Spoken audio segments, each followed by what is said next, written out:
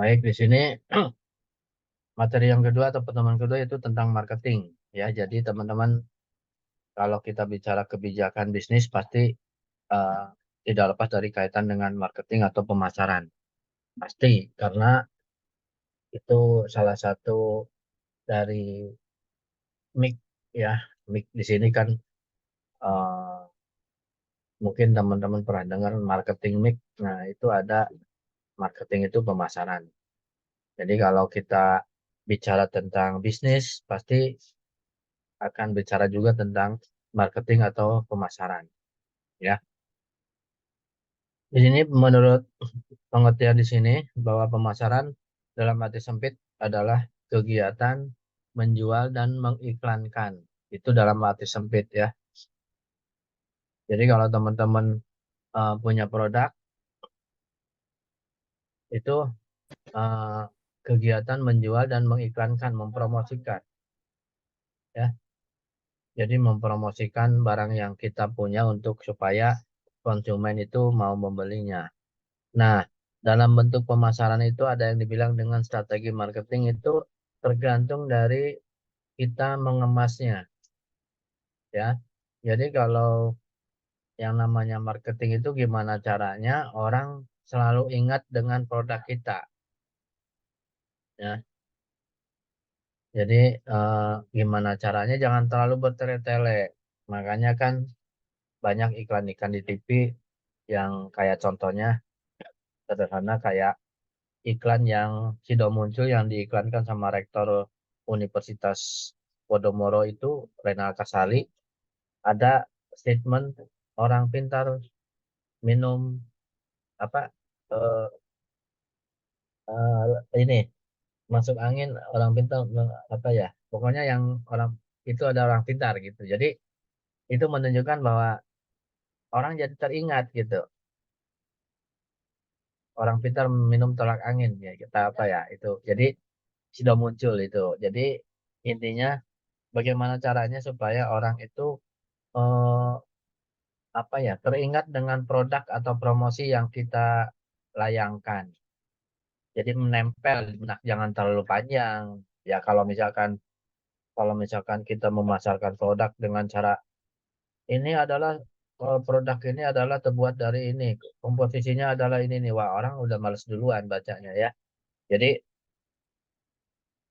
cukup dengan berapa kata tapi orang jadi terngiang gitu ya.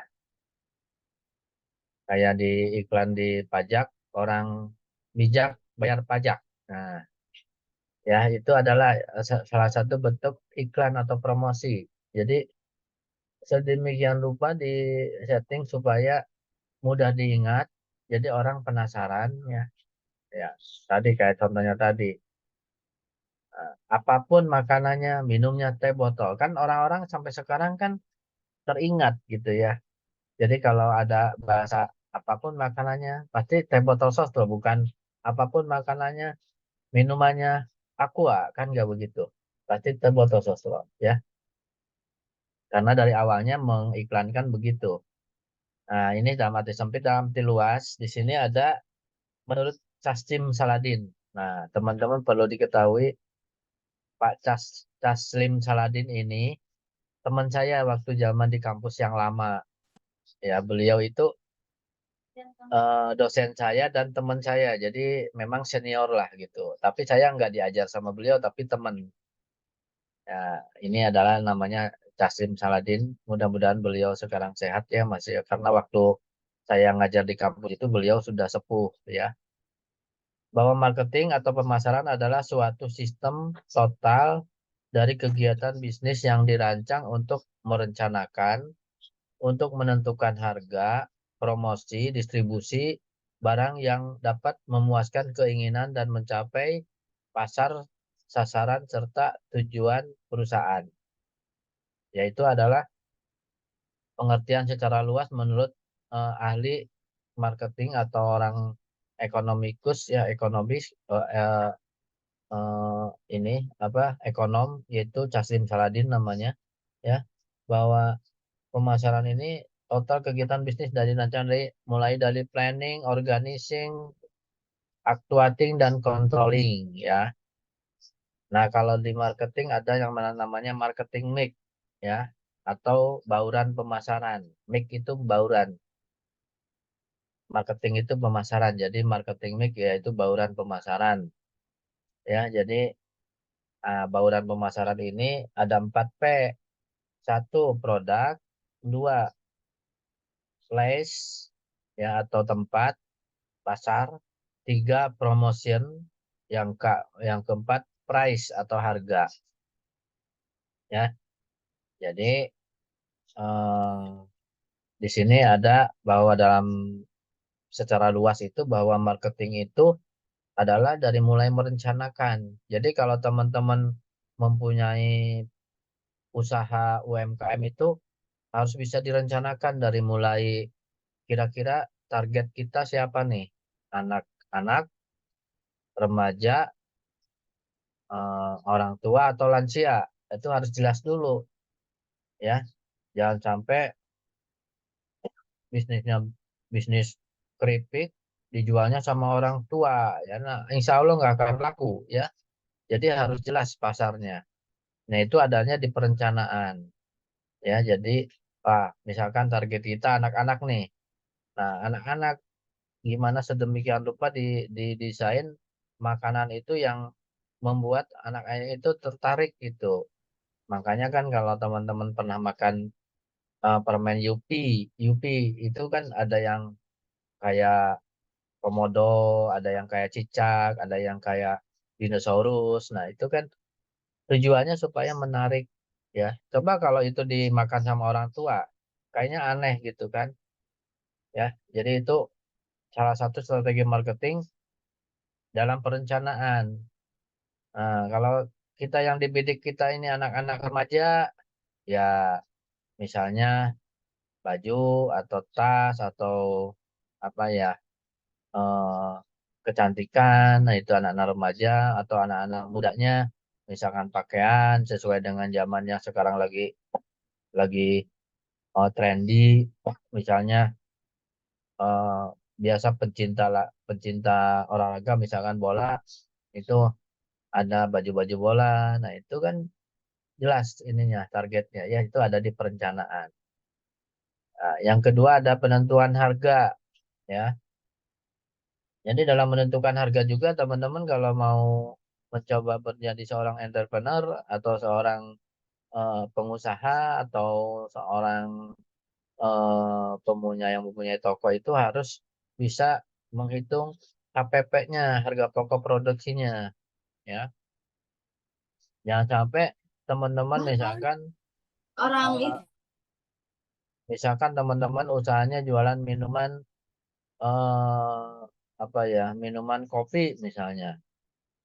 Nah, itu dari mulai harga pokoknya berapa, harga bahan bakunya berapa, kemudian harga bahan penolongnya berapa. Bahan baku itu kopi, bahan penolongnya misalkan gula, kemudian listriknya kan, airnya kan harus panas, harus direbus atau pakai dispenser misalnya. Terus eh, apa, karyawannya untuk nyucinya itu kan perlu diperhatikan, dihitung. Sehingga dalam satu satu gelas atau satu cangkir kopi itu harganya HPP-nya misalkan 15.000, ya. Teman-teman jangan jual jadi 13.000 atau 10.000, itu akan rugi. Minimal 5% dari HPP, misalkan 15.000 dikali 5%-nya berapa tuh? Ya, 15 dikali, mana ada kalkulator, coba yang punya kalkulator. Jadi kalau misalkan HPP-nya misalkan eh, harga makanan itu misalkan 15.000 dikali 5%-nya. 5%-nya dari 15.000 berapa? Dibagi, oh, sorry.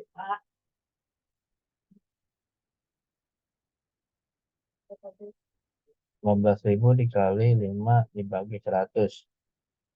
750, berarti teman-teman minimal bisa jual 15.750 atau 16.000, itu udah punya untung, ya. Tapi supaya menarik, ya. Jadi misalnya harganya jadi 25.000, berarti kan 10.000 nanti ada 10 pembeli pertama ada diskon 5%, berarti itu udah dapat banyak itu. Ya, itu jadi mendesain harga gimana caranya supaya satu menarik konsumen, kedua kita nggak rugi. Ya, kalau kita ngejual di bawah HPP ya 1 bulan juga perusahaan atau dagang kita akan rugi, akan gulung tikar. Ya, tujuan kita mempunyai usaha itu kan untuk mendapatkan profit. Ya, kecuali kalau mau bahasa orang kitanya apa ya, tekor asal kesohor lah. Jadi kita bagi-bagi, silakan yang mau beli kopi hanya dijual 5.000 padahal HPP-nya 15.000. Nah, itu nanti wah tersohor tuh nama teman-teman tapi rugi. Boro-boro untung, itu bukan jiwa entrepreneur namanya ya. Jadi harus direncanakan harganya berapa nih. Dengan harga pokok sekian, harga dijualnya berapa gitu. Kadang-kadang kan suka ada beli dua gratis satu ya. Kayak saya sering kalau ke mall itu kan ada teh kocok apa sih itu, ada beli satu gratis satu. Nah, ya harganya sekian. Kalau secara orang kita sebagai seorang pembeli, wah menarik nih beli satu dapat dua. Jadi harganya padahal itu dengan harga dari dua itu dia udah melebihi HPP, udah untung. Cuma strategi marketingnya yang diolah gitu ya. Kan kadang-kadang kan kalau di Indomaret ya teman-teman kalau masuk Indomaret suka ada jualan roti, beli satu gratis satu, nah roti sobek itu. Nah itu strategi marketing karena Pak, roti itu udah mendekati masa kadaluarsa, daripada dibuang lebih baik dijual tapi kembali modal gitu. HPP-nya misalkan harganya kan 15.000, kalau beli satu gratis satu, berarti kalau beli satu kan 15.000, kalau beli satu dapat dua, berarti harganya 7.500 ya. Nah itu harganya tuh sebetulnya HPP-nya 7.500 gitu. Jadi roti itu terjual dengan bahasa kitanya kembali modal, tidak untung tidak rugi. Yang penting si roti itu kebeli sama orang. Kalau udah masuk masa kadaluarsa, mau tidak mau dibuang, tidak boleh dimakan karena akan ada efeknya. Nah, makanya kalau teman-teman ada yang misalkan ada yang kerja di Indomaret atau Alfamart kan sistemnya kan FIFO ya.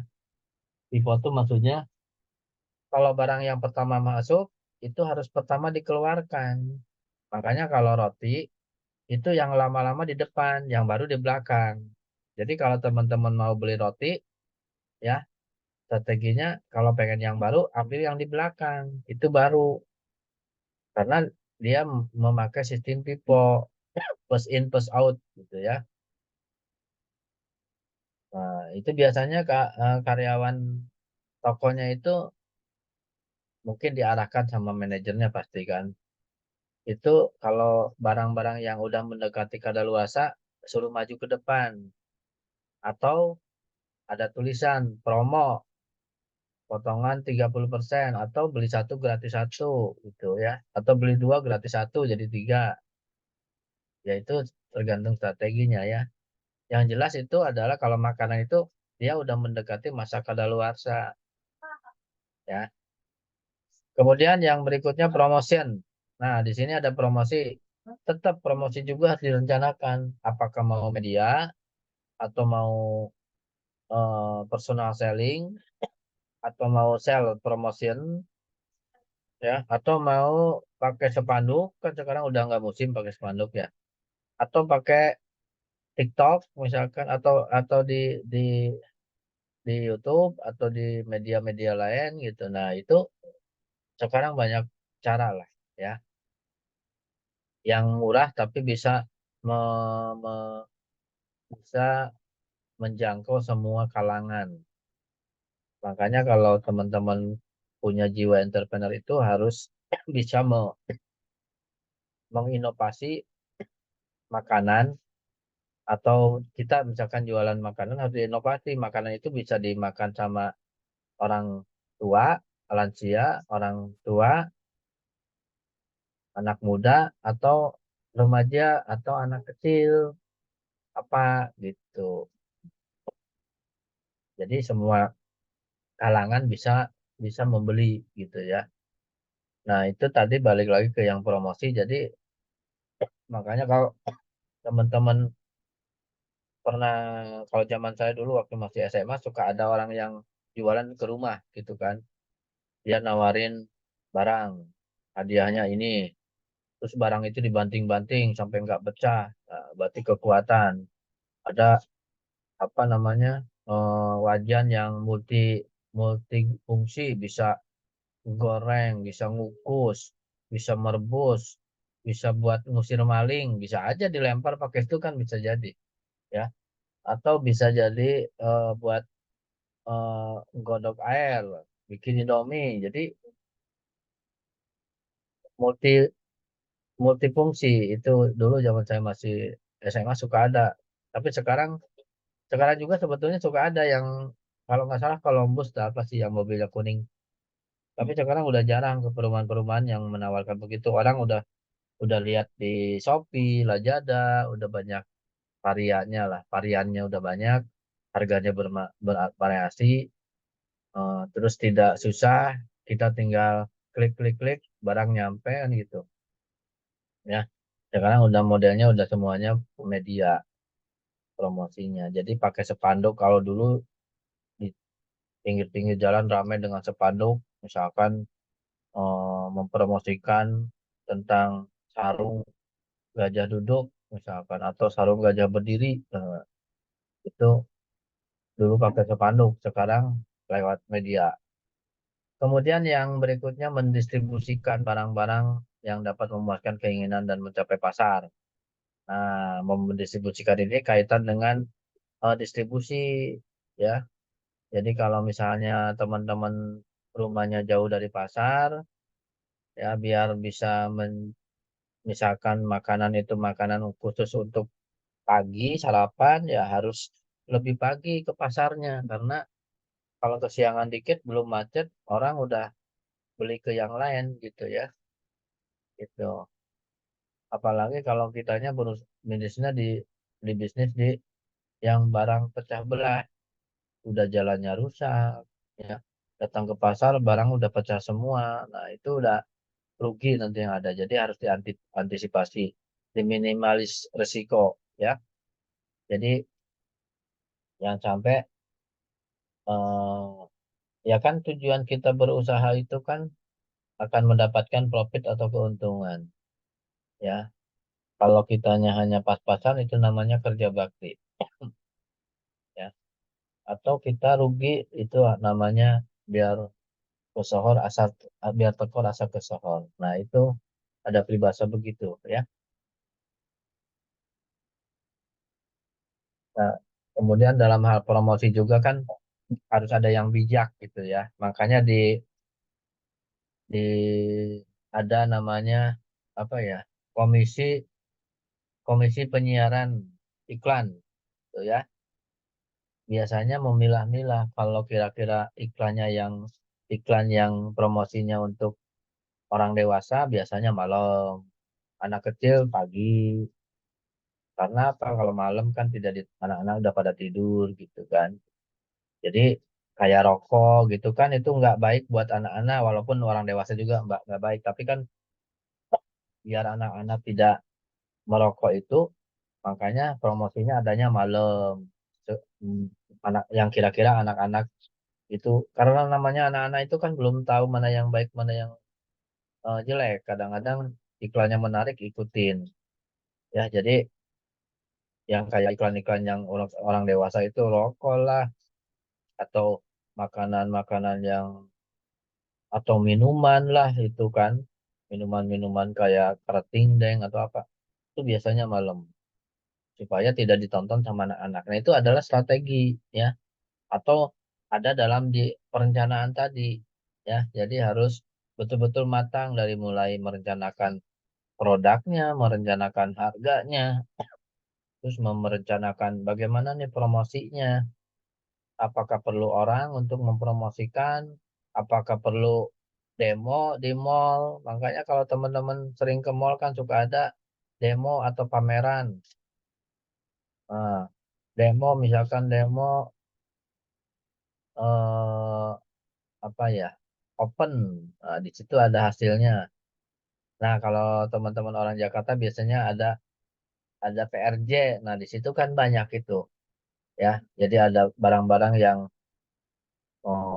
kipas angin untuk membersihkan akuarium, ada demonya kan di situ. Makanan ya, karpet itu banyak. Jadi eh, itu adalah semuanya perencanaan yang matang. Kalau perencanaan matang, walaupun input prosesnya nggak terlalu bagus, karena perencanaan matang, insya Allah hasilnya akan bagus. Tapi kalau perencanaannya udah kacau, ditambah dengan proses yang nggak baik, ya hasilnya alhamdulillah pasti tidak akan baik begitu ya. Yang kita inginkan kan perencanaan baik, prosesnya juga sesuai dengan rencana, hasilnya pasti akan baik. Nah, itu yang kita inginkan. Tapi kan namanya orang berusaha itu tidak semudah kita membalikan telapak tangan. Pasti ada yang rugi dulu lah, ada yang ketipu dulu lah, ya. Apalagi sekarang kayak di komplek rumah itu ceritanya kan mungkin ngikutin tren ya. Jadi tren ini kan anak-anak muda untuk nongkrong, apa namanya, lesehan, ada wifi gratis, lampu nyala-nyala di mana-mana. Tapi karena memang belum hoki dan tempat tadi flashnya nggak bagus, ya sampai sekarang nggak laku. Ya memang tempat juga itu menentukan ya. Tempatnya memang itu jauh dari khalayak ramai. Cuman dia mungkin ber,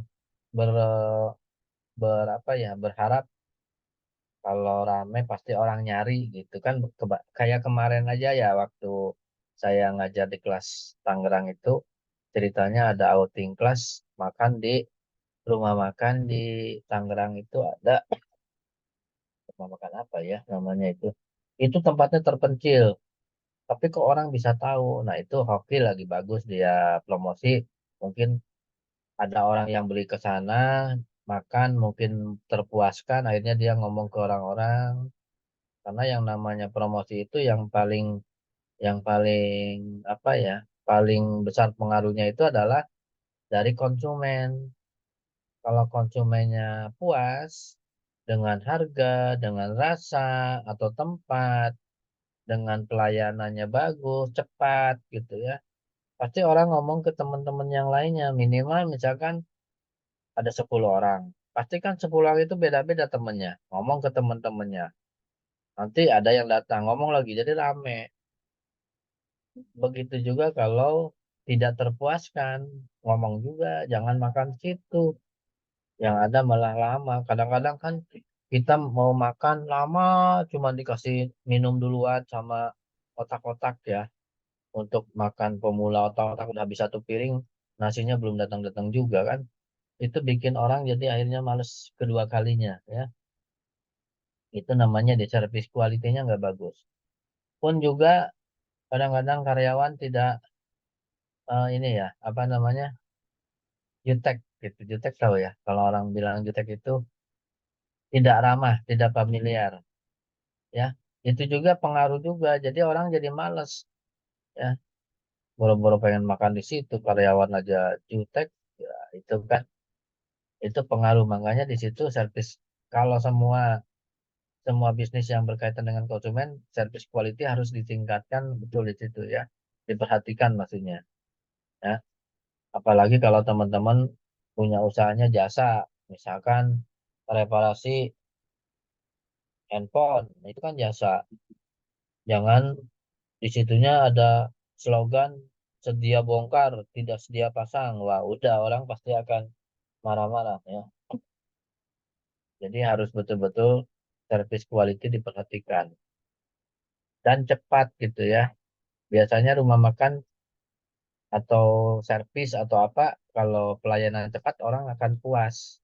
Dalam arti cepat di sini bukan cepat asal cepat aja, tapi yang rapi, cepat, rapi, bagus. Nah, itu udah tenang kitanya gitu ya. Tapi ini udah lama, makanannya udah nggak enak, mahal, udah akhirnya keluarlah lagu cukup sekali kan begitu. Sampai di sini ada yang didiskusikan teman-teman, silakan, Pak mau nanya. silakan. Siapa nih? Mimi, Iya Pak. ya Pak, silakan nanya. tadi kan Bapak bilang menentukan harga tuh kita naikin 5%. Itu batas minimal ya Pak? Itu menurut eh, apa ya? Standar ekonomi biasanya apa sekarang masih 5% atau lebih? Kalau dulu memang 5% ditaikin supaya si si penjual itu tidak rugi, dapat untung, tapi si pembeli juga tidak terlalu mahal. Itu batas minimal. Kalau dulu, kalau sekarang itu beda-beda sih sebetulnya. Tapi aturan dari Kementerian Perekonomian itu ditaikinnya hanya 5% sampai 10% supaya jangan terlalu mahal. Tapi kan kadang orang tidak memperhatikan itu, jarang sekarang orang memperhatikan kaidah itu, ya. Kadang-kadang ya istilahnya ya boleh-boleh aja sih kalau laku sih gitu ya. Cuman itu standar minimalnya. Tapi kalau kalau dalam hal passion misalnya, ya itu misalkan HPP-nya misalnya harganya 80.000, itu biasanya nggak memakai kaidah yang tadi untuk menjualnya karena masuk mall jualnya 100% dulu naik jadi 80.000 jadi 160.000 dijual.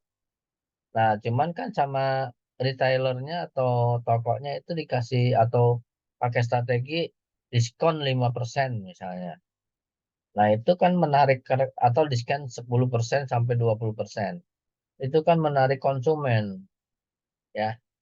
Jadi itu hanya sebetulnya hanya standar, tapi sekarang orang tidak lagi memperhatikan itu. Yang jelas, yang jelas gini, kalau menurut aturan dari Deperindag dulu yang saya tahu itu mungkin sekarang udah berubah ya. Tahun lama itu ada edaran kalau kita menjual barang makanan kuliner itu harga yang minimal itu ditaikinnya jangan terlalu besar-besar lah gitu. Minimal 5 sampai 10%. Gitu. Supaya apa? Supaya si penjual juga tidak rugi dan si pembeli juga tidak terlalu berat. Tapi sekarang tergantung dari servis ya. Coba teman-teman kalau makan di up normal, nah itu sebetulnya kan makanannya itu juga, istilahnya makanannya nggak aneh gitu. Tapi harga udah kelihatan up normal, up itu di atas normal kan. Tapi kenapa rame? Karena mungkin itu menarik strategi marketingnya. Yang kedua, layoutnya bagus. Yang ketiga mungkin ada free wifi gitu ya. Yang keempat mungkin ya namanya orang Indonesia itu kalau ada hal yang baru pasti diburu. Nah, ya jadi balik lagi ke yang tadi pertanyaan Meme bahwa itu batas-batas minimal itu kaidah dari Kementerian Perekonomian dulu tahun berapa saya masih masih terngiang karena saya waktu itu masih ngajar pengantar bisnis ya tahun berapa ya udah lama sih. Itu jadi sebetulnya bukan jadi ukuran itu hanya batas minimal. Dengan 5% aja kan udah dapat untung sebetulnya. Tapi kan karena berjalannya waktu, banyak kompetitor, sehingga kaidah itu sudah tidak berlaku. Karena kompetitor kita juga banyak inovasinya, kreativitinya, sehingga harga kita akan kalah sama mereka. Gitu. Alangkah bagusnya kalau harganya ditaikinya hanya 5 sampai 10%, tapi ngikutin tren. Ada toppingnya, ada inovasinya, ada kreativitinya. Minuman, misalkan kopi, ada gambarnya, atau minuman ada ada apa toppingnya, ada bobanya kan gitu. Itu Mi, jadi itu bukan suatu ukuran, tapi itu adalah sebetulnya edaran dari Kementerian Perekonomian udah berapa tahun yang lalu sebetulnya, ya. Jadi maksud disampaikan itu supaya kita tidak menjual sesuai dengan HPP-nya. Kalau kita HPP-nya itu 25.000, ya kita jual 25.000, ya udah kerja bakti namanya ya. Jadi harus naikin 5% dulu lah minimal. Jadi ada perhitungannya atau 10% supaya ada untungnya. Ya, jadi kalau misalkan 25.000 dijual ditambahin 10% misalkan atau 5%, itu udah dihitung sebetulnya. Tapi kan sekarang tadi yang saya bilang tidak jadikan ukuran itu harus begitu, tapi sekarang orang mainnya main creativity ya, main inovasi. Sekarang lihat aja, orang ngejual singkong gelondongan 1 kilo 7.000. Akhirnya orang yang punya jiwa entrepreneur, si singkong itu diracik sedemikian rupa, dikasih bumbu, ada rasa barbecue, ada rasa rasa yang lain, barbecue juga ada yang level 1, 2, 3, 4. Kemudian dikasih kemasan maicih misalnya ya.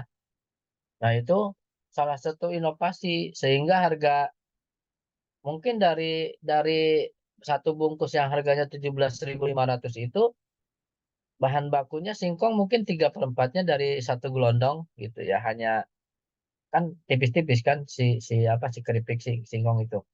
Itu isinya kan sedikit kalau yang 17.500 itu. Tapi kan lumayan harganya, 17.500 itu udah termasuk mahal ya. Karena itu bahan bakunya singkong, tapi ada rasanya. Kemudian kemasannya aluminium foil, kemudian dikasih brand keripik singkong Maici. Nah, itu kemana-mana itu kan rame. Jadi yang tadinya harga jualnya 1 kilo hanya 7.000, bahan bakunya langsung gelondongan, tapi dengan diolah bisa mungkin dengan 1 kilo singkong bisa berpuluh-puluh bungkus singkong yang udah diolah gitu. Itu namanya ada inovasi dan creativity. Tapi kan kadang-kadang petani kita nggak mau ribet ya. Eh, Dia panen di kebunnya singkong, dijual langsung ke pasar bentuk singkongnya. Harga paling berapa sih? Mahal-mahalnya 10.000 1 kilo. 1 kilo udah dapat 3, 4 gelondong. Kalau disisir jadi, nah sekarang teman-teman pernah mungkin makan keripik singkong yang pakai lidi itu yang panjang. Bukan singkong, sorry, itu apa? Kentang. Itu kan harganya kan 15.000.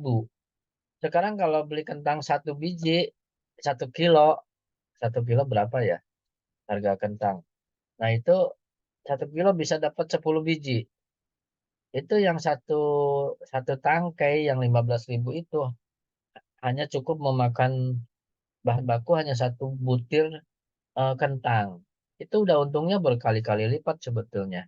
Makanya tidak bisa dijadikan ukuran harus 5%. Enggak, itu hanya edaran dulu memang pernah saya baca, cuman nanti kalau saya nemu artikelnya akan saya share bahwa Kementerian Perekonomian dan Perdagangan itu menetapkan kalau bagi bagi penjual makanan, produsen makanan kuliner atau makanan itu eh, untuk mendapatkan atau menjual itu jangan kurang dari 5%. Jadi minimal 5% harus ditambahin untuk keuntungannya. Itu ini ya. Iya, Pak. Terus, Pak, Ada yang kan sekarang Hah? banyak tuh, Pak, restoran apa rumah makan tuh udah masukin pajak di kita dibebanin terus tambah biaya layanan juga. Padahal kan harusnya itu tanggung jawab dia, ya. Oh, sekarang gini, sekarang eh, penjual, pedagang, retailer itu tidak mau rugi. Jadi sekarang semua pajak itu dibebankan sama konsumen. Sekarang teman-teman coba beli beli es krim di McD, harganya cuma 9.000, 9.000 yang ini ya. Mercury gitu ya, atau yang Monas. Itu bayarnya nggak 9.000, itu bisa 12.000 karena pajak. Cuman kan orang kita kan tidak memperhatikan ke situ. Apalagi kalau makannya di tempat saji yang terkenal, McD, KFC, terus apalagi ya, Korean food. Nah, mereka itu kan, orang-orang kita itu kan gila dengan yang namanya, wah hebat ya makanannya di McD. Beda jalan setelah makan di McD dengan makan di warteg, beda. Bungkusnya juga di teng-tengnya beda. Kalau di warteg pakai yang kresek hitam, McD ada tasnya. Nah, mereka itu semua menetapkan pajak itu dibebankan ke konsumen. Makanya saya, karena saya orang ekonomi, suka iseng ya. Kalau misalkan suatu saat makan di siap saji begitu, dilihat itu pajaknya aja sampai 15.000, besar sebetulnya. Ya makanya, eh, apa, masukan dari saya, jangan terlalu sering beli-beli yang makanan siap saji begitu, sayang aja gitu. Dan itu sebetulnya di Amerika sendiri kan, eh, makanan sampah, junk food ya, junk food itu makanan sampah. Jadi di sana mah itu nggak terlalu di di apa, di dewa-dewa kan. Kalau di kita kan, apalagi kalau di tanggal muda tuh, orang-orang tua bawa anaknya makan di McD, so mahal sebetulnya ya. Sekarang masuk ke McD 100.000 cuma dapat apa? Coba kalau makan di nasi Padang ya, bisa bisa 2 kali makan kali gitu ya. Nah, balik lagi ke tadi bahwa pajak memang itulah, eh, karena kalau pajak tidak dibebankan, mereka mereka dimasukin ke harga itu nanti mahal jatuhnya. Makanya di situ ada tulisan di struknya, total sekian, PPN sekian persen, sehingga total jadi sekian. Nah itu, tapi orang kita kan tidak semuanya ngeh ke situ. Berapa bayar? Ya kan 300.000 bayar 300.000. Berapa? 200 bayar 200. Padahal kalau dihitung-hitung pajaknya juga kita juga ya. Jadi kita sebetulnya secara langsung dan tidak langsung udah menjadi warga negara yang baik karena bayar pajak kalau makan di situ. Kalau di warteg kan nggak ada pajaknya, ya. 15.000 25 ya 25, nggak ada pajaknya. Kalau di siap saji kan kayak di Ropan lah, di McD lah, KFC yang kayak gitu-gitu kan, itu pajaknya besar, ya. Sebetulnya, eh ya, kalau kalau saya orang ekonomi sih sebetulnya hanya ya cukuplah sebulan sekali. Kecuali kalau perekonomian kitanya udah bagus banget, kayak apa, anaknya Soeharto gitu sih, silakan mau dibeli sama McD-nya juga itu nggak apa-apa ya. Cuman kalau kalau kita karyawan yang gajinya hanya UMR, hanya apa, makan tiap hari di McD atau di siap saji gitu, ya tekor yang ada ya. Dan kesehatan juga nggak begitu bagus sebetulnya. Karena yang bagus itu kan vegetarian itu bagus, sayur-sayuran. Dan sayur juga sebetulnya, orang kan sekarang, orang kita itu gengsinya tinggi. Lebih banyak beli di mall daripada di pasar tradisional. Ya, kenapa saya bilang begitu? Karena saya adalah, waktu bikin tesis dulu, tesisnya judulnya ini, perbedaan persepsi antara ibu rumah tangga dan wanita karir tentang berbelanja di supermarket atau mall. Waktu itu saya survei di salah satu mall di Cirebon yang paling besar. Mungkin kalau ada orang Cirebon sini tahu lah, Mall Grage Mall. Nah, saya membagikan sebanyak, random ya, dalam arti random di sini bukan ke anak-anak tapi ke ibu-ibu yang hadir dari jam buka mall jam 9 sampai jam, eh, 12 waktu itu, membagikan 300, eh, orang 300 orang secara random. Akhirnya saya olah dengan SPSS ya. Ternyata hasilnya bahwa ibu rumah tangga itu lebih banyak jalan-jalannya daripada belinya. Karena apa? Nah, tujuannya dia, wah beli telur aja 1 kilo di mall karena ngadem. Padahal kan logikanya kalau telur di mall itu udah berhari-hari. Coba bayangin, telur dari pemasok itu di perjalanan udah 1 hari. Masuk gudang udah 1 hari 2 hari. Masuk ke mall udah hari ketiga. Makanya kualitas itu sebetulnya bagus yang tradisional baru gitu ya. Dia baru dari petelur langsung ke pasar. Cuman kan orang kita tadi gengsi tinggi, jadi kalau belanja di mall dengan di pasar tradisional itu beda, jalannya beda ya. Apalagi pasarnya becek-becek kayak Keramat Jati kayak gitu becek sekarang udah bagus kali. Itu orang udah apalagi udah bau atau apa, tapi sekarang kan pasar-pasar di renovasi supaya senyaman mungkin. Nah itu jadi kembali ke tadi pajak ya memang eh, semua dibebankan ke konsumen ya. Jadi tanpa terasa juga konsumen yang jadi beban pajak. Sebetulnya kalau di aturan dari perpajakan mah orang yang jualannya yang kena pajak, yang bayar pajak gitu. Nah mungkin dia ngambilnya dari pajak PPN kali ya, atau di bukan PPN sorry PPH 21, 22, 26 ya. Sama pajak ini kali apa sewa tempat pajak apa namanya brand. Nah teman-teman kalau kenapa saya ambil McD lebih gampang ya? Itu di jalan-jalan suka ada promosi paket paket begitu kan di McD itu. Itu yang dipasang di jalan-jalan itu kena pajak itu besar itu. Nah, dia ngambil dari situ. Makanya untuk pajak makanan dibebankan ke konsumen ya. Nah, saya pernah tanya sama orang maaf orang Chinese ya. Dia punya perusahaan besar tapi dia nggak masang papan nama.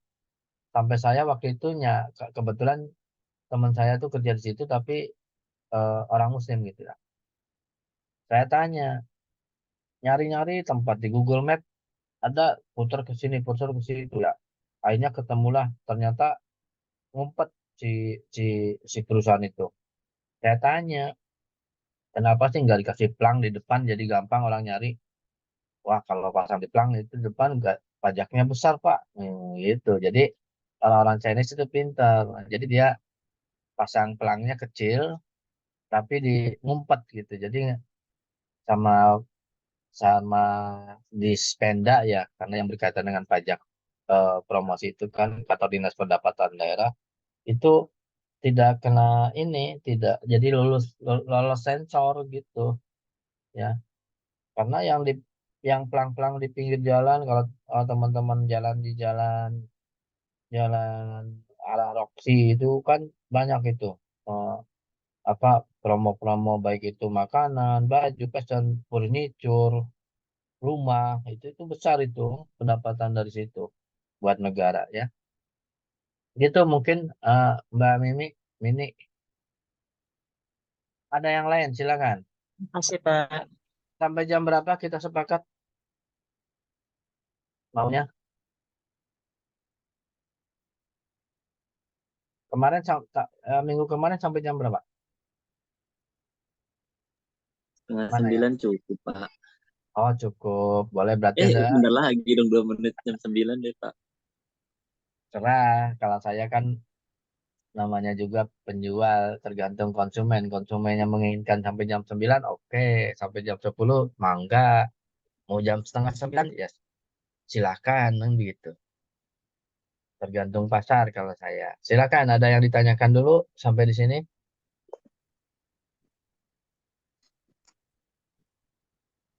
Sorry kalau tadi saya agak batuk-batuk, memang sekarang lagi musim batuk ya, jadi lagi tren batuk. Jadi teman-teman sebetulnya ini jadi peluang. Sekarang banyak anak-anak orang-orang pada batuk ya jualan obat batuk. Itu peluang bisnis ya. Atau jualan masker ya. Karena apa? Sekarang udah mulai lagi. Di Jakarta aja kan yang saya tahu di berita itu udah banyak yang work from home lagi atau di sekolah udah pakai masker lagi sekarang. Karena yang namanya apa ya, pandemi itu tidak hilang 100% ya. Tapi tergantung kitanya yang bisa menjaga atau enggak gitu aja sih. Tetap makanya saya walaupun kemanapun sekarang kata orang lain udah aman, saya tetap pasti pakai masker ya karena kalau kita tidak jaga diri sendiri ya mau siapa lagi kan gitu. Ya, termasuk teman-teman kalau bisa tetap pakai masker untuk melindungi diri sendiri ya karena eh, dengan adanya virus itu kan banyak teman-teman saya, sahabat saya yang sama-sama teman kuliah itu pada apa namanya pada meninggalkan dunia karena memang itu mungkin udah takdirnya ya tapi lewat penyakit itu gitu maksudnya. Silakan ada yang ditanyakan Mas Denny atau Mas Slamet atau Mbak Deva atau siapa lagi ya? Putri, Belum ada, Pak. Belum ada, Pak. boleh ada. Oke, kalau kita sepakat mau sampai jam 9, saya lanjut materi. Kalau mau sepakat jam setengah 9, setelah tutup begitu. Kita lanjut dulu, boleh. Ini ada berikutnya yaitu tentang masih berkaitan atau berkisar tentang marketing ya. Di sini ada. Nah, di sini setelah dari beberapa tadi arti sempit atau dari para ahli ya, itu bahwa marketing di sini adalah sekumpulan kegiatan di mana perusahaan dan organisasi lainnya mentransfer, ini kurang S ya, transfer nilai atau pertukaran antara mereka dengan pelanggannya ya. Jadi pemasaran di sini tukar menukar. Kalau dulu mungkin zaman-zaman masih zaman purbakala pakainya barter ya. Tapi sampai sekarang juga ada sebetulnya kalau teman-teman teliti. Saya pernah lihat yang jualan bakso dengan yang jualan es itu dia belinya barter ya. Jadi yang jualan bakso bayarnya dengan bakso, yang jualan es bayarnya dengan es. Tapi kalau yang satunya tidak menikmati, berarti dia bayar dengan uang gitu. Misalnya yang jualan bakso pengen es, tapi yang jualan es nggak mau bakso, ya, saya bayar.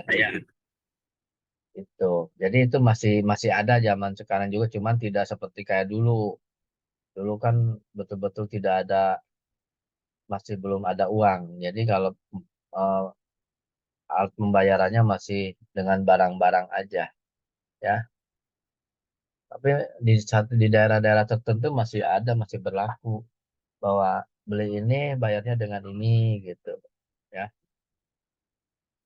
Kemudian berikutnya yaitu tentang marketing, masih juga marketing merupakan suatu konsep yang menyangkut suatu sikap mental, berpikir dan membimbing melakukan sesuatu yang tidak harus menjual benda, tetapi juga menjual gagasan, karir, tempat pariwisata, rumah, lokasi industri, jasa, kesehatan, penerbangan, keuangan, angkutan, dan lain-lain, hiburan, pertunjukan, pertandingan, dan kegiatan nirlaba lainnya atau sosial.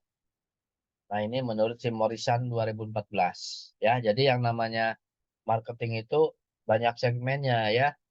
Mau berupa barang-barang, boleh marketing. Mau berupa jasa juga boleh. Ya, di sini ada jasa, kita menjual gagasan. Makanya kenapa kalau orang yang mempunyai gagasan itu gajinya lebih gede? Karena memang itu lebih mahal gagasan itu ya. Atau ide, atau di sini ada tempat pariwisata, rumah, ya, real estate atau properti. Ya jasanya bisa jasa kesehatan, ada rumah sakit, ada penerbangan atau jasa penerbangan, jasa keuangan ya gitu. Kalau saya dulu pernah menjadi seorang pelaku marketing atau memasarkan jasa ya. Saya ini kan orang akuntansi ya. dulu zaman saya masih kuliah seperti teman-teman di sini lah. Nah, saya udah punya ilmu akuntansi, mengaudit.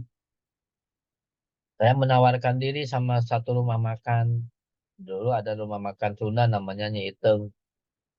Saya menawarkan diri, saya bisa ini, saya bisa apa namanya, eh, membuat laporan keuangan yang betul, kata saya. Dengan ilmu yang saya dapat dari perkuliahan waktu itu, akhirnya karena rumah makan itu memang mungkin banyak rugi atau mungkin dia tahu ada karyawan yang nakal, tapi mungkin tidak ada bukti, akhirnya saya di hire tuh sama rumah makan itu. Lumayan sih dapat honornya waktu itu.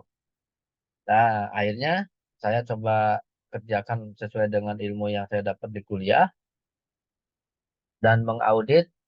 Saya ngambilnya dari register, ya. Setiap ada kasir, ada orang yang bayar kan kasir pasti ada registernya ya, alat registernya. Nah, saya lihat di situ. Ternyata di situ ada beberapa kali bahkan sering itu ada makanan yang double, ya. Misalnya itu makanya alat register itu tuh nggak, sebetulnya kata saya nggak canggih ya. Nggak canggih itu kalau ada makanan yang masuk 2 kali itu harusnya dia ada pemberitahuan gitu kan. Misalkan makan ayam di atas ya, ayam 3. Nah, setelah urutan ke-10 masuk lagi ayam 3, bisa lagi kedetek di situ. Maksudnya ada lagi tulisannya. Sedangkan konsumen kan tidak ngecek satu-satu. Ada juga sih konsumen yang teliti ya. Tapi rata-rata hampir 95% konsumen, berapa Bu atau berapa Mbak? Oh sekian, bayar.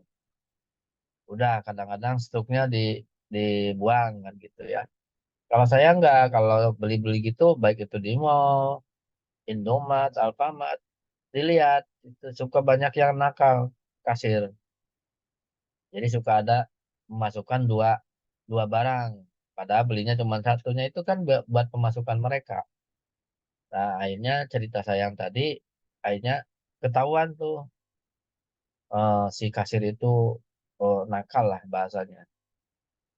Akhirnya dihitung-hitung sampai habis, habis kalau dihitung dikumpulkan itu dalam waktu 1 tahun itu udah kerugian sampai berapa puluh juta gitu ya dari kenakalan si kasir itu. Akhirnya setelah ketahuan begitu si kasir itu malah dikeluarkan. Saya jadi ikut berdosa ya karena saya hasil kerja saya malah jadi orang jadi kehilangan pekerjaan begitu ya.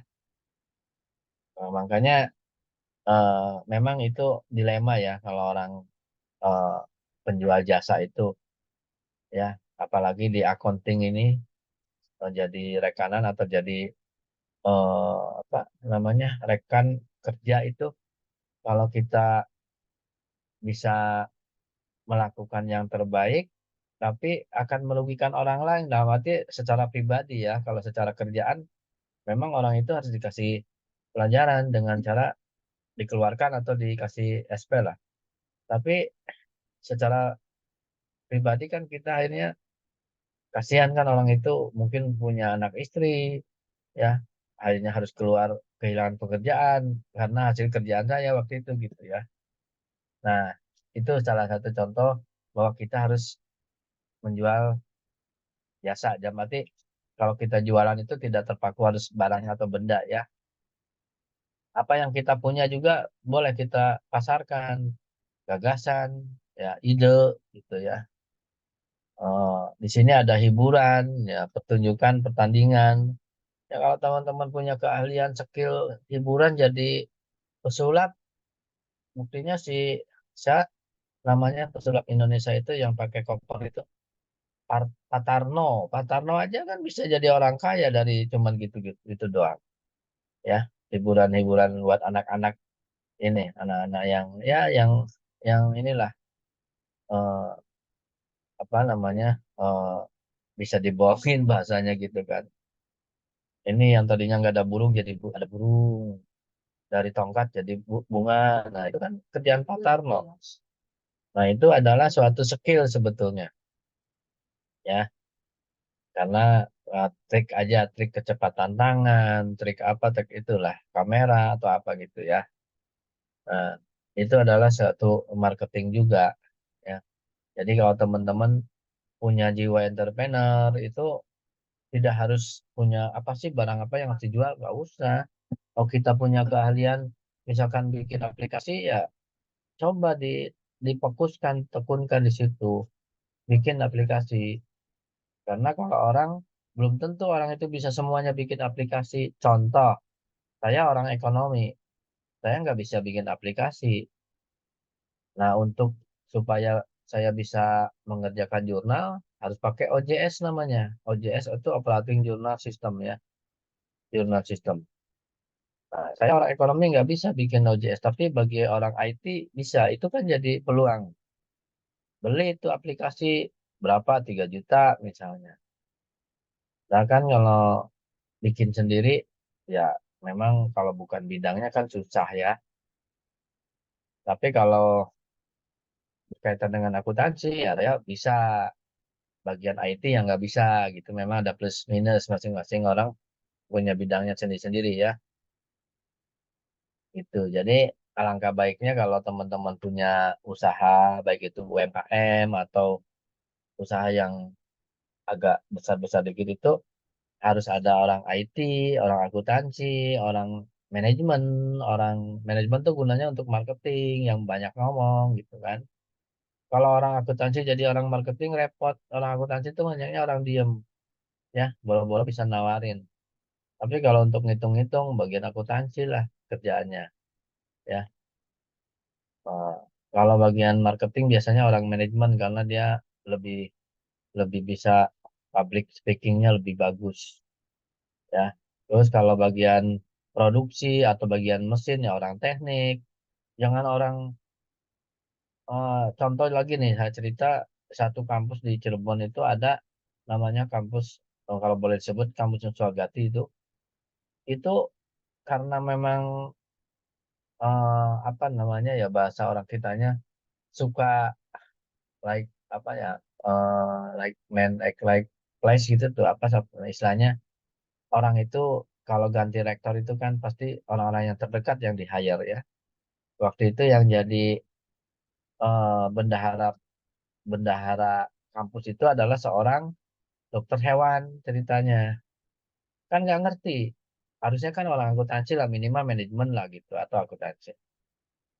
Karena dia dekat sama orang itu, jadilah dia jadi bendahara kampus. Tapi gelarnya atau ilmunya dokter hewan. Kan nggak nyambung. Yang ada malah apa? Banyak kerugian kampus.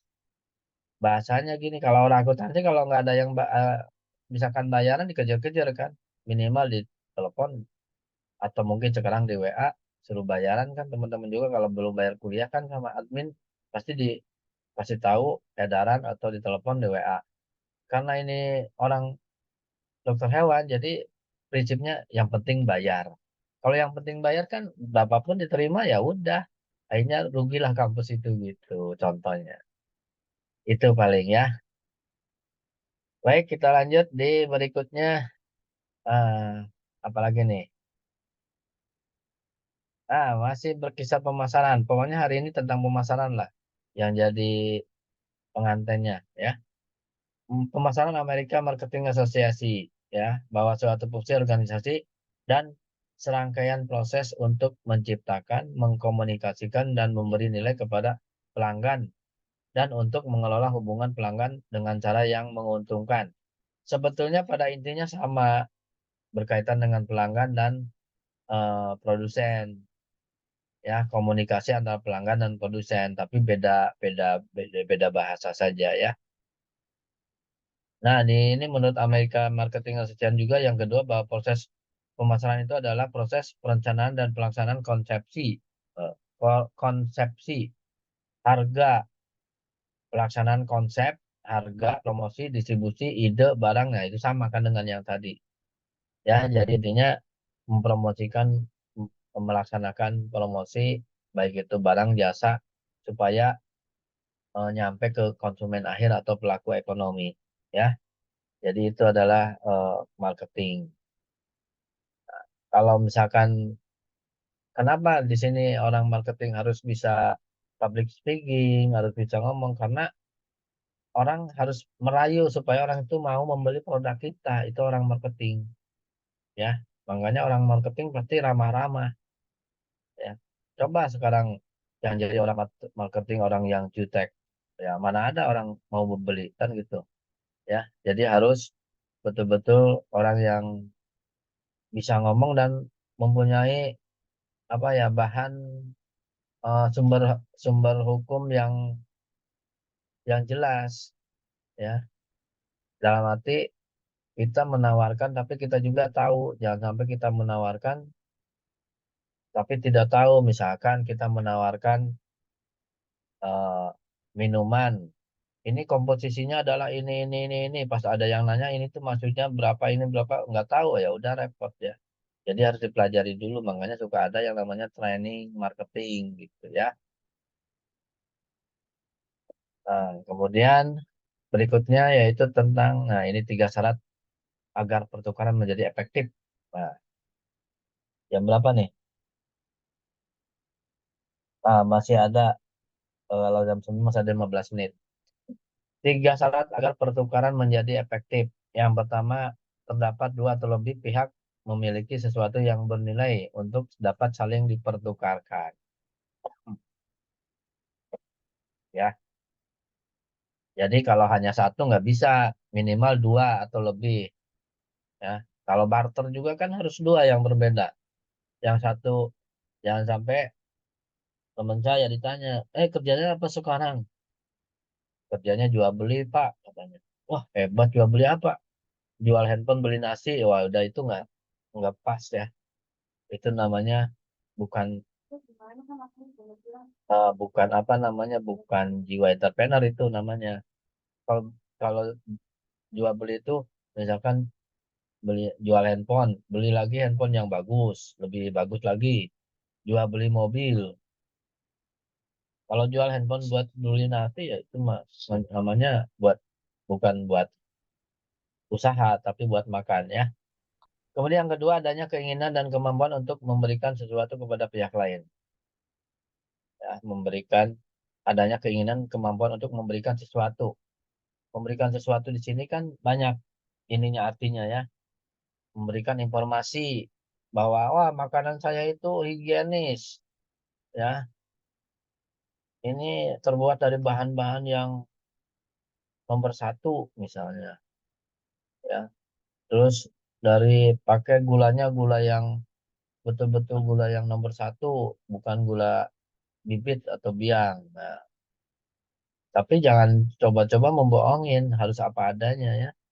Jangan sampai bilang ini adalah eh, isinya sekian mililiter, ternyata dicek hanya kurang, kurang dari situ. Lah, itu udah membohongi publik namanya. Itu bisa dituntut, ya. Yang ketiga, adanya suatu cara untuk saling berkomunikasi, jelas, ya. Kalau tidak ada komunikasi, gimana mau nyampe ke konsumen, kan? Ya, jadi sekarang komunikasi di ini harus harus ya boleh namanya 2 arah, boleh 1 arah, ya. Teman-teman kalau pernah jalan ke daerah Cilegon itu ada yang namanya Rumah Makan Padang. Dia tidak punya nama, makanya di situ namanya itu cari nama. Karena dia hokinya di situ, makanya sampai sekarang namanya Rumah Makan itu ya cari nama. Itu nggak ada nama, kan suka ada yang nama Rumah Makan Padang itu Sari Bundo misalkan, atau apalah gitu. Nah, karena dia waktu waktu itu udah pengen buka rumah makan tapi namanya belum ada, ya udah tulis saja cari nama. Udah oke di situ. Sampai hari ini namanya Rumah Makan Padang di situ cari nama. Ada lagi, jangan lihat ke kiri. Nah, itu adalah strategi marketing, ya.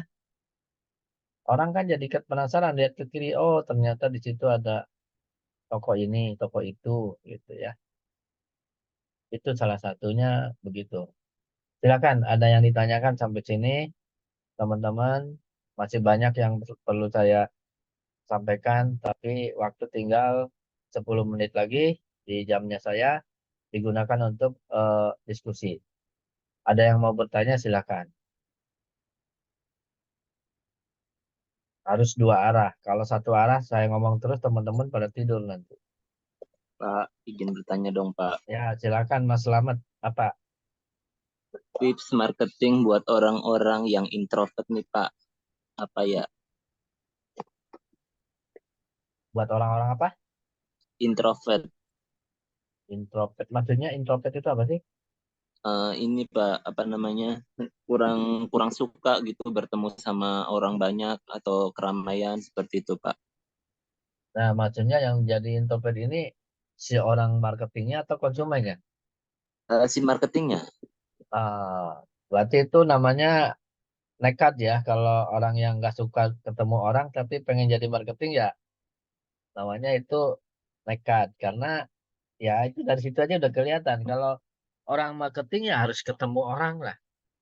Tidak bisa di apa? Tidak bisa di ini kan otomatis kecuali kalau sistem marketingnya lewat mungkin bagi orang yang tadi yang tidak suka dengan atau introvert tidak suka dengan keramaian atau dengan itu bagusnya marketingnya lewat media paling. Karena kalau yang marketing yang lewat fisikal itu harus ketemu, harus ngomong, harus demo ya. Kayak di mall-mall itu kan kalau menawarkan produk itu kan harus ketemu komunikasi sama orang. Sementara yang introvert di sini orang yang nggak suka ketemu keramaian, tidak suka berkomunikasi dengan orang langsung ya pasnya dia boleh aja jadi marketing cuman di bagian belakang layar atau bahasanya di media lah. Dengan cara ide-ide, dengan cara dia menawarkan dengan gambar, dengan tulisan, tapi tidak langsung ketemu orangnya, boleh-boleh aja. Cuman rata-rata kan orang marketing ini kan kalau kita di samping kita jualan lewat media juga kan harus ada yang jualan lewat physical ya. Kayak ada demo-demo kayak jualan mobil aja kan tidak harus pakai tidak hanya pakai media tapi ada yang eh, pameran-pameran. Coba aja kalau teman-teman masuk ke PRJ itu kan berbagai macam mobil ada di situ, motor ada, sepeda ada, itu kan itu pameran namanya. Sama dengan promosi, orang-orang marketing kan yang bicaranya. Nah, kalau orang yang introvert tadi disimpan di situ ya rugi nanti perusahaan. Malah yang ada malah malas ketemu orang. Itu Mas Lamot. Jadi bagusnya yang punya kelebihan-kelebihan begitu ya ditempatkannya di belakang layar lah atau di media gitu. Kalau langsung ke orang tadi katanya nggak suka dengan ketemu orang ya bingung. Kalau orang marketing harus ketemu, makanya eh, diarahkannya ke media. Begitu Mas Slamet. Pak, Ada tapi yang kalau dilatih bisa kan, Pak? bisa dilatih bisa, tapi kan prosesnya Lama ya. lama. Sedangkan perusahaan kan tidak mau hanya melatih hanya itu, makanya kan suka ada training atau diajarin sama seniornya seminggu. Nah, kalau ngajarin itu terus ya nanti perusahaannya malah tidak ada untung kan begitu. Jadi bisa sih semua semua ilmu, semua apa ya bidang itu bisa dipelajari ya. Termasuk teman-teman ini misalkan jurusan administrasi bisnis. Teman-teman bisa belajar akuntansi otodidak bisa. Sekarang kan banyak. Buku-buku saya di Google udah ada buku paket akuntansi karena saya udah punya buku paket akuntansi ya. Bisa belajar sendiri tapi kan lama. Beda dengan kita dapat kuliah langsung atau karena saya jurusan akuntansi dari mata kuliah 1 sampai 10 akuntansi semua. Jadi dijijilin akuntansi semua. Dulu ya Mbak Mimi sama Selamat, saya orang yang benci akuntansi sebetulnya waktu zaman kuliah.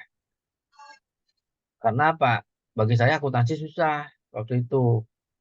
Tapi awalnya saya itu lucu juga ya. Awalnya itu saya tuh kenapa masuk jurusan akuntansi? Karena waktu itu di Fakultas Ekonomi itu ranknya atau rankingnya itu yang paling tinggi itu akuntansi. Di bawah akuntansi manajemen. Di bawah manajemen studi pembangunan namanya. Jadi di Fakultas Ekonomi ada 3 jurusan. Nah, jadi kalau orang masuk akuntansi saat itu ya, sekarang udah sama. Saat itu orang masuk akuntansi itu keren bahasanya gitu. Nah, saya waktu itu hanya ingin keren-kerenan aja gitu. Wah, akuntansi. Jadi orang, anak akuntansi gitu kan. Nah, akhirnya saya lah masuk akuntansi. Walaupun saya benci, tapi ya mau tidak mau kan saya ketemu akuntansi biaya, akuntansi lanjutan, akuntansi intermediate, akuntansi dasar, pemeriksaan akuntansi, terus auditing, ya, teori akuntansi, akuntansi internasional, pokoknya semuanya ada akuntansinya. Akhirnya lama-lama ya karena tadi yang tadi Mimi bilang bisa dipelajari, akhirnya saya bisa akuntansi bahkan jadi dosen akuntansi akhirnya begitu. Dan saya bukan saya sombong ya, saya waktu itu ada lomba di Serang, lomba bikin buku akuntansi dan saya dapat juara waktu itu. Tahun udah lama sih memang. Nah, dari situ saya dari yang tadinya nggak suka dengan akuntansi malah jadi dosen akuntansi kan sangat ini ya, maksudnya unik lah kalau orang bilang. Sebetulnya kalau mau dibilang mau yang nyaman-nyaman aja saya udah jurusan manajemen aja lah. Saya kan nggak suka akuntansi gitu. Tapi karena tadi alasannya keren-kerenan dulu. Termasuk saya ngambil S2 juga bukan karena saya pengen jadi dosen. Ya, ceritanya saya ngambil S2 itu saya pengen seperti dosen saya waktu itu. Wah, kayaknya gelarnya panjang, keren gitu loh. Akhirnya saya kuliah lagi biar panjang namanya. Akhirnya kepake sekarang. Dosen minimal S2 kan begitu. Dan kebetulan yang S2 yang diambil ya keuangan juga, jadi ada kaitan dengan akuntansi juga. Gitu teman-teman. Jadi memang semua materi, semua ilmu itu bisa dipelajari. Tinggal tergantung kitanya mau fokus enggak. Kalau kita yang tadi, yang kata Pak Selamat itu orang yang tidak mau ketemu orang banyak, kalau nggak dilatih dan tidak fokus ya tetap dia akan begitu. Tapi kalau dilatih eh, apa dibawa kelebihan dan kekurangan ketemu orang banyak itu ini gitu. Dikasih pengertian begitu lama-lama dia jadi nggak takut juga gitu. Tapi kalau ngikutin ngikutin keinginan dia sebagai orang yang takut ketemu orang banyak ya tidak akan jadi gitu. Makanya kalau di mata kuliah entrepreneur itu ada satu kata yang harus berani keluar dari zona nyaman. Nah, itu maksudnya teman-teman nih sekarang jurusan bisnis, coba belajar IT karena bidang IT banyak menjanjikan juga gitu. Orang tidak semuanya bisa bikin web. Kalau teman-teman bisa bikin web, banyak proyek gitu ya. Banyak orang yang bikinin dong web, bikinin dong OJS, bikinin dong aplikasi ini itu. Nah, itu jadi peluang juga. Tapi kan tadi karena tidak mau mencoba dan tidak mau pusing, ya, ya udah nggak jadi. Ya termasuk saya aja sebetulnya saya pengen mendalami fakultas hukum ya, pengen tahu hukum gitu. Makanya saya mungkin pengen kuliah lagi fakultas hukum. Nah, ya di samping namanya tambah banyak, panjang, tapi kan saya jadi ngerti hukum begitu maksudnya. Padahal saya orang akuntansi. Gitu, Mbak. Ada yang lain, silakan. Mana yang lainnya kok pada diem? Ini lagi pada kerja atau udah pada pulang nih? Baru sampai rumah, Pak. Oh, Udah pulang, Pak. Baru sampai rumah, Pak. baru sampai rumah. Memang itulah pengorbanan ya. Kalau orang kerja pengen kuliah, saya acungkan jempol karena pengorbanannya baik itu waktu maupun biaya kan. Waktu pasti harus ekstra, yang tadinya harusnya istirahat harus kuliah, biaya juga pastikan keluar uang banyak. Ya tapi kan semangat teman-teman untuk memperbaiki diri ya saya apresiasi bagus gitu. Karena kalau yang namanya belajar jangan hanya cukup S1, harus S2, harus S3 gitu. Karena prinsip apa yang dikatakan orang tua saya dulu, kalau yang namanya punya ijazah itu eh, pasti punya bekal yang berarti ketimbang dengan punya uang 10 juta, beda. Kalau punya uang 10 juta habis belanja, masuk mall aja berapa hari habis. Tapi kalau punya ilmu, apalagi ilmunya di apa ya, dikembangkan atau disalurkan ke orang lain kayak jadi dosen lah, jadi guru lah. Nah, itu akhirnya berkembanglah ilmu berkah gitu. Ilmunya bertambah, ya rezeki juga pasti ngikutin begitu. Ya, teman-teman. Jadi kalau ada yang mau jadi dosen harus kuliah S2 minimal. Dan keberhasilan saya itu kalau teman-teman bisa minimal nyamain saya ya, baru saya berhasil. Kalau teman-teman masih S1 aja, cukup S1 ya, ya gimana ya, harus lebih lebih semangat. Makanya di ini udah kelihatan ya orang-orang kerja tapi masih kuliah, bagus lah. Harus bisa membagi waktu mana untuk kerja, mana untuk kuliah, dan mana untuk istirahat. Karena orang juga perlu istirahat. Ya, kerja terus, kuliah terus, istirahatnya terganggu juga nanti malah jadi sakit kan. Gitu. Makanya harus bisa menjaga dari diri sendiri lah. Gitu. Silakan ada yang lain, masih ada. Oh, 2 jam 21 di jam saya. Mungkin cukup sampai di sini. Kalau ada yang masih ditanyakan, masih dibuka. Kalau nggak ada, ditutup dengan doa. Silakan.